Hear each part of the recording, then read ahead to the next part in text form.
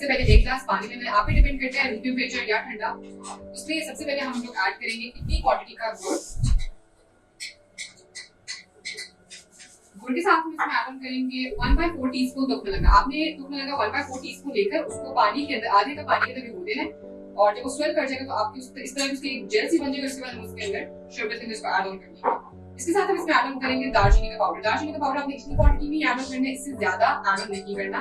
लेकिन अगर बहुत से पेशेंट्स को लोगों को दालचीनी का पाउडर इरिटेट करते हैं तो इसकी जगह इलायची का पाउडर भी ऐड ऑन कर सकते हैं। दालचीनी का पाउडर बहुत ज्यादा बेनिफिशियल होता है उन लोगों के लिए जहां पर हमारे पास वेस्ट सर्कमफ्रेंस यानी कि जिनको एब्डोमिनल फैट बहुत ज्यादा बन रहा होता है। और लास्ट में इसमें ऐड ऑन करेंगे मिंट लीव्स।